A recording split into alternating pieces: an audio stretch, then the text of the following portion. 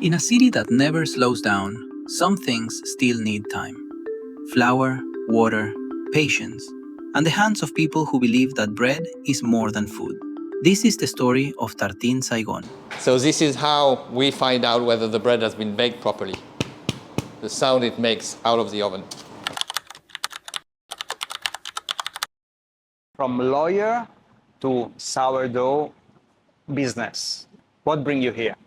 Well, I've been in Vietnam for 22 years. I started baking when I was 11. I was working at a bakery in a small village between, just very close to the border between France and Italy. And I've always baked home, and it was a passion that grew. I started sourdough baking about 15 years ago, and lawyer is fine. It's a fun day activity, but then I needed a night activity. So here's a sourdough. And sourdough baking is practicing a lot to become better at it. So I started baking a bit more, sharing with friends, family, and to a point where I started selling my stuff out of my condo. And more and more and more again. And my wife told me at some point, it's too much at home. We need to do it outside. Let's make it become a business. Long before bread became something we bought in a hurry, it was something people waited for. Just flour, water, and time. Sourdough is one of the oldest ways of making bread. No shortcuts, no instant magic. It begins with a living culture, wild yeast and bacteria, slowly transforming the dough from the inside. It rises when it is ready. It changes with the weather. It reacts to the hands that touch it.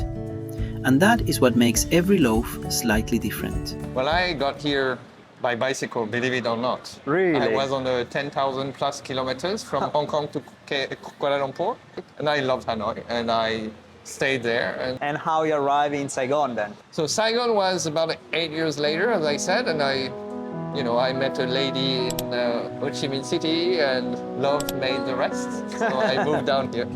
Okay, good.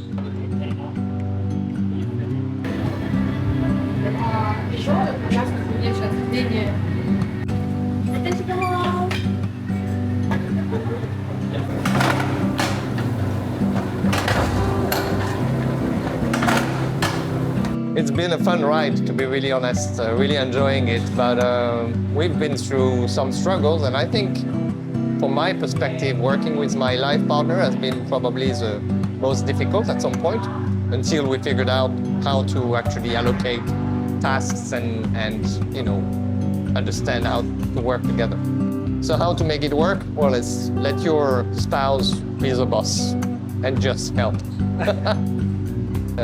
We are really a family business, although we have 7 locations, and I think growing bigger would require probably reorganizing the way we do business, the way our HR and our finance are structured, and we're not ready yet. It will come at some point.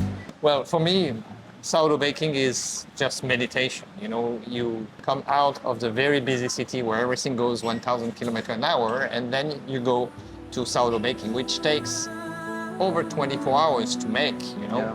And so this process is some kind of natural health healing treatment for me.